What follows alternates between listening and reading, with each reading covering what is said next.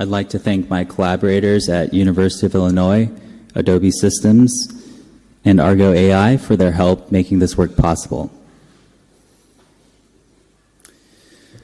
Understanding how people interact with apps is important to app design. Mobile UI researchers have been able to use interaction mining to capture all kinds of rich data about interaction traces and components on UI screens and their properties. But the data captured by these researchers is still very low level. It doesn't include what we call design semantics. Design semantics refer to what elements and components mean and how they are perceived. And design semantics have actually proven to be useful in several other domains. For example, one research group analyzed the semantics of colors in magazine covers, and they found that they were able to generate a word map purely from the colors on the magazine cover. Another research group analyzed the semantics of 3D models to understand what each part of a 3D model meant. We present an automated approach to design semantics for Android apps. We take an Android UI hierarchy and screenshot to generate a semantic annotation for the UI. Using this code and vision-based approach, we're able to detect 25 UI categories, 197 text button concepts, and 99 icon classes. Before we can automatically label the UI, we need a vocabulary of what we're labeling the UI with. So we created a lexicon of design semantics. And there are two key types of data in our lexicon, structural and functional. Structural elements are mostly responsible for the layout of the app, and that's captured by UI components. Functional elements allow users to manipulate the app, and that's captured by text buttons and icons. And to get the labels, we analyzed the Rico dataset, which is a dataset comprised of interaction mining data from around 10,000 Android applications. You can view that dataset at the URL below. The first part of our lexicon was UI components, and to see the initial list of UI components, we looked at UI libraries like Material Design and Balsamic to get an idea of what commonly used components are. And then, through an open coding of 720 screens, we identified 25 types of UI components that you can see below in this figure. For text buttons, we looked at common text buttons by sampling 130,000 buttons from the Rico database, looking at the text property of any element that was or descended from the button class. We filtered out text strings that were only a single character or appeared in less than 5 apps, and then clustered them based on shared substrings to arrive at 197 text button concepts. In the figure on the right, you can see a few of the text button concepts that we arrived at, along with their corresponding button text strings. Finally, for icons, we first extracted a data set of icons by looking for small, squarish images within the Rico dataset. We found about 73,000 of these potential icons. And then we built a web app that used autocomplete to enable the fast coding of these icons. It also enabled us to view the dataset as a whole and correct inconsistencies between the people labeling. Through this process, we were able to identify 135 common icon classes. Another thing that we did with icons that was interesting was looking at the resource IDs for semantic meaning. The resource ID is a developer-given label that is supposed to tell you what the icon is for, but it's often missing or useless. So what we did was we treated each icon class as a document and then used TF-IDF analysis to figure out which words were the most important to each icon class. And that allowed us to identify what an icon is called and how it's used. In the picture in the background, you can see that, for example, the close icon is often described as close, cancel, clear, delete, dismiss, exit, search, and so on. And those are pretty intuitive in terms of what the close icon is used for.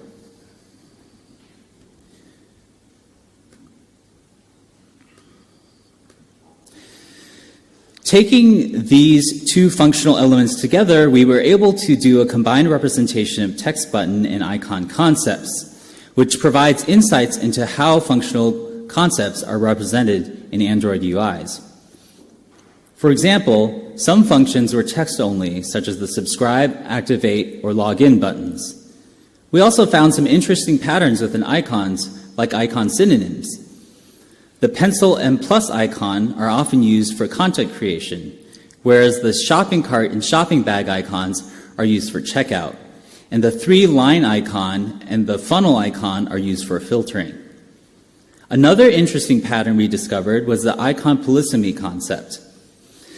So in this, an icon can take on different meanings depending on what context it's used. The star icon can be used for rating or bookmarking. The 2 arrows can be used for comparing or swapping, and the circular arrow can be used for refresh, or sometimes in music apps it can be used to replay.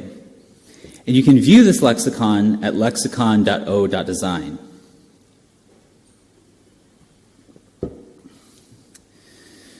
After having created our lexicon, we could now perform the automated labeling of design semantics. We used a code-based approach to identify the 25 UI components I talked about earlier, and we used a vision-based approach to identify the 99 most common icon classes in our lexicon. So, taking as input a screen and a UI hierarchy, we used the component analysis to produce 3 things, either a component label, a button category, or an icon class. In terms of components, we had a few rules to determine what component was what label. There were 2 main strategies for our rules. For most components, this involved identifying the most commonly occurring class names. For other components, structural patterns can often determine their label. For example, the page indicator component, which is circled on that screen to the right, is often built from scratch by developers rather than using a page indicator widget. And so in this instance, the page indicator component is built with a linear layout class with a few tiny frame layout children.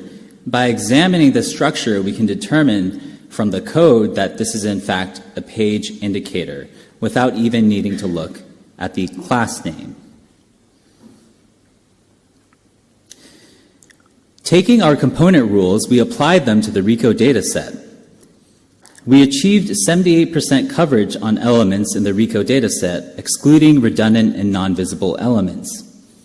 And we've had some interesting findings. Certain components are more common in certain app categories. For example, in the figure, you can see that the map view component is very common in travel, navigation, and weather, which makes sense because these apps often display a map as part of their user interface. Meanwhile, the number stepper component is very common in health and fitness. This is also intuitive because health and fitness apps often involve putting in the number of calories you ate for a meal or putting in the number of reps you did for an exercise. And finally, another interesting finding we had was that bottom navigation is most commonly used in social apps. The next part of our automatic labeling pipeline was our icon identification pipeline. Icons are a little more difficult to label because, as I mentioned earlier, the resource ID that developers give is not always reliable. So we took the 99 most common icon classes and used it as training data for our icon identification pipeline. For our pre-processing step, we found that shape, not color, is most determinative of what an icon is. So during pre-processing, we grayscaled the icons and then used ZCA whitening to produce a more trainable data set. And to actually classify, we use a deep learning approach via convolutional neural network because CNNs are the state-of-the-art for image analysis. And we borrowed an architecture from Clever et al. That performed the best on the CIFAR 100 dataset. And the reason that we used this CNN was because the CIFAR 100 dataset is composed of animals, cars, and other real-world objects that are 32 by 32. And actually, our icons were all 32 by 32 as well. And because icons are simpler than real-world images, we felt that this CNN would be able to handle training on our data set. Finally, the last part of our icon identification pipeline was anomaly detection. And the reason we need anomaly detection is because in the real world, when we're classifying UIs, we're not always going to get images that our CNN trained on. So we need to throw those images out. And our anomaly detection used a Gaussian mixture model, which is a clustering method.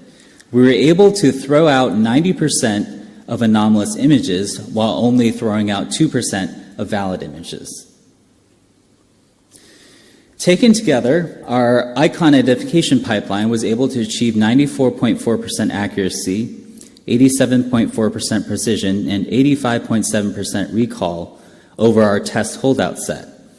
Anomaly detection did lower our statistics a little bit, but one interesting fact was that it increased our precision because it threw out images that were a little harder for the CNN to identify. Putting all of these things together, we classified the entire set of 72,000 unique UIs in the Rico dataset. And we released the screens and view hierarchies with the semantic annotations at the URL below. You can actually see a sample of our semantic annotations in the picture on the slide. Taking those annotations, we trained a deep autoencoder and used it to embed the UIs into a lower dimensional space. We compared this approach with the Rico paper's approach, which only highlighted text and non-text elements. We found that our version produced consistently better results for nearest neighbor searches performed, which indicates that element-level semantics can give you good screen-level semantics. So those same element-level semantics can also enable flow identification. A flow is an interaction sequence within an app that represents a user task. User flows can often be identified by the things the user interacts with. With the element-level semantics we provide, identifying flows could be much more effective.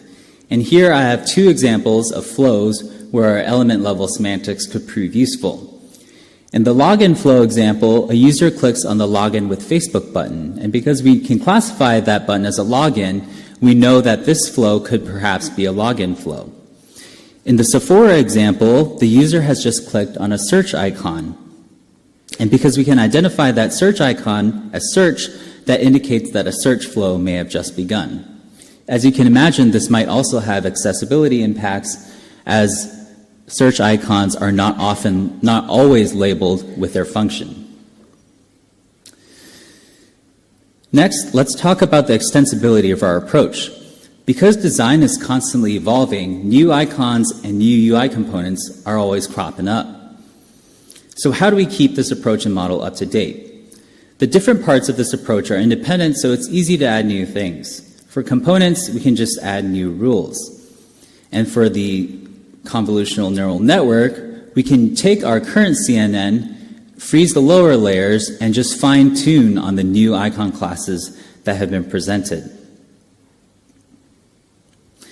And for our approach to be up to date, we also need to keep our data up to date. And we've already taken the first steps in creating a refreshable design repository.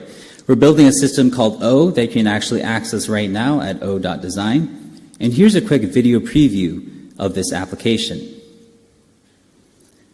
So O is a repository of Android flows, and you can filter by concepts from our lexicon that I showed earlier, and by app category or by name. You can click on an app to see its flows,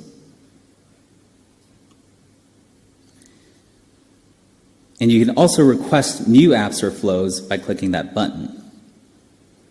So you can actually go try that right now and crawl your app for free at the URL below. One of the most exciting future applications of our semantic data set is probabilistic generative models of design. Design semantics can enable new types of design tools that perform partial specification to autocomplete appropriate missing elements. Here's an example of what I'm talking about. So a designer might decide to put in as input a screen with a logo and a login with Facebook button. Our system could then perhaps suggest a few alternatives to this design. It could add a tagline, it could add a page indicator, as well as a login with Google button. Or it could suggest adding a sign up button, or even arrange everything differently on the screen. That's just one of the many future applications we're excited about.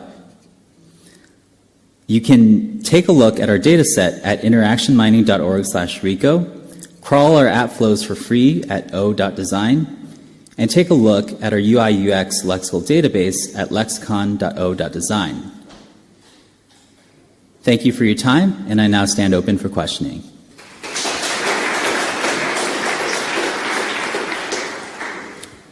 So please step up to the microphone if you have any questions.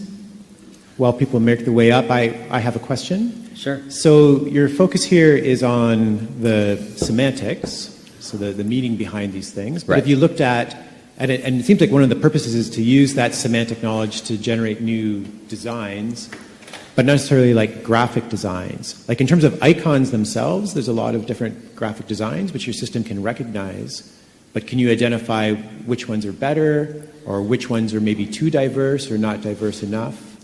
That's a good question, actually, because there's a lot of different styles of design. For example, we relied a lot on material design, and all of the buttons and icons in our slideshow are actually from material design. And yeah, that would be something that would be important to consider with future applications, because you don't want to be suggesting an iOS-style icon when the user has put in material design icons into their initial design. So that's a really good point. Yeah, and possibly even like Android could look at it could be a way to monitor whether people are actually following material design correctly. Or I've seen lots of apps that do the wrong thing. But True. Go ahead. There's a question over here. Hi, Dan Labeling, Google. Thanks for this. This is really interesting. I wonder if you could talk a moment about the sort of long tail of designs that you saw. So you mentioned that there were 197 classes of text buttons or something like that. And then there's also this 2% rejection that you use the classifier for. Yes. So what exactly is going on in those? So there's a lot of login buttons and a lot of search buttons, but the others say 195 classes of text and the rejections. Yeah, that's a good question. I can talk a lot about the long tail with regard to icons. So there's definitely a bunch of icon classes that we didn't have high support for, simply because we just didn't find that many of them. So there could definitely be an icon that maybe is irregular compared to other icons of that type, and then we might have a more difficult time identifying it. And that's part of the reason why I talked about the extensibility of our approach, because I think it's very important to be able to update our model as more data comes in. Yeah, Does that answer your question? Not really. I'm just curious if these are like crap apps, or is this kind of partition between well-designed apps and kind of junk apps that you're getting out there? Oh, you're saying what kind of apps do we look at? Well, where are these strange things coming from? They tend to be from like a particular class of app.